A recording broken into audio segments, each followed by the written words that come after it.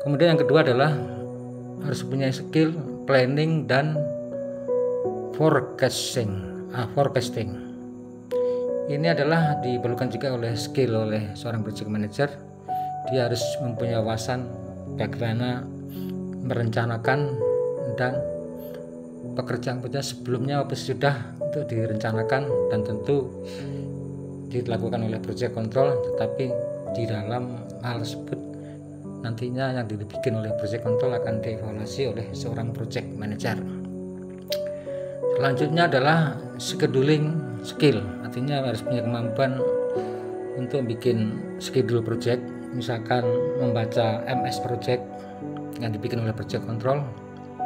Itu terdiri dari misalkan pekerjaan tersebut mobilisasi berapa hari, mobilisasi manpower, peralatan, dan bagaimana perencanaan pembelanjaan sebelum kerjaan eksekusi. Itu memang dituangkan atau harus punya kemampuan bagaimana seorang project manager punya kemampuan dan skill di bidang scheduling.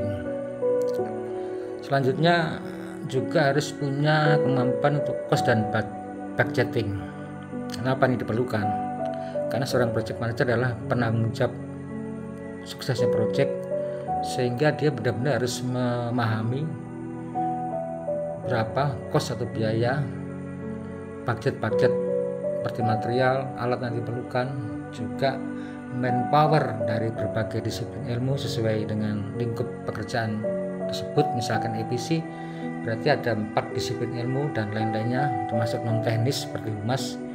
Itu harus benar-benar dihitung setiap proyek itu berapa lama dikerjakan, berapa bulan durasinya, sehingga dari waktu yang sudah ditentukan tersebut maka kita atau project manager harus bisa punya kemampuan untuk menentukan cost dan budget atau cost dan budgeting.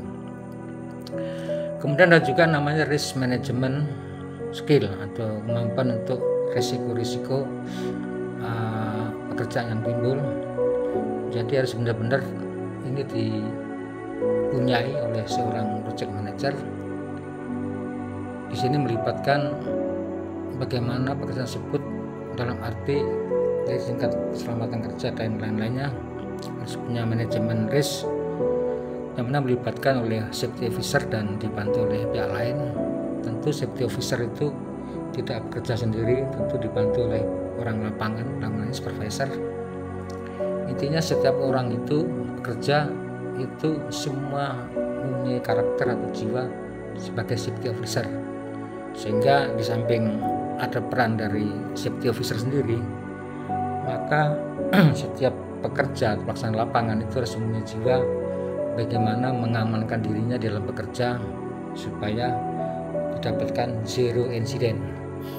Karena apabila terjadi kecelakaan kerja, apabila sampai terjadi fatality, itu risikonya sangat besar dan itu bisa di stop pekerjaan oleh pihak pemilik pekerjaan apabila terjadi insiden yang cukup fatal. Itulah yang harus seorang project manager memang harus memanage semua lini pekerjaan, mulai dari teknis maupun non teknis. Kenapa non teknis saya sebutkan? Karena di dalam satu project itu menyangkut harkat dan hak karyawan yang dipekerjakan baik melalui yang tenaga inti maupun tenaga lokal harian dan bulanan.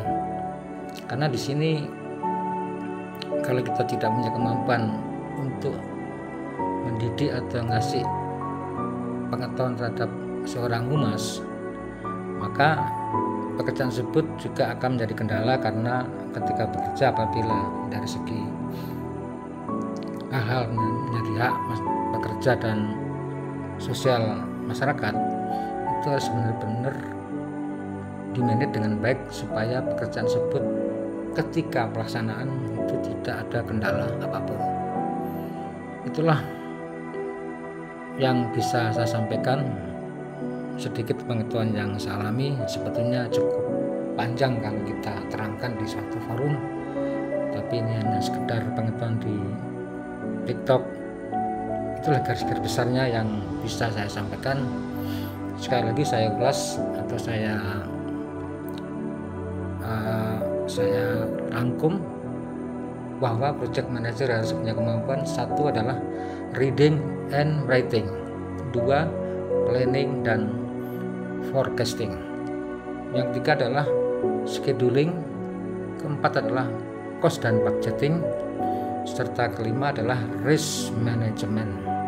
Itu harus dipunyai oleh seorang project manager yang selama ini saya jalankan, walaupun saya tidaklah sukses, tapi paling tidak tugas seorang project manager itu dimanapun sama, jenis project sama, apakah di oil and gas, di panas bumi atau geothermal, di pertambangan apapun, termasuk di pekerjaan umum di mana kita sebagai seorang project.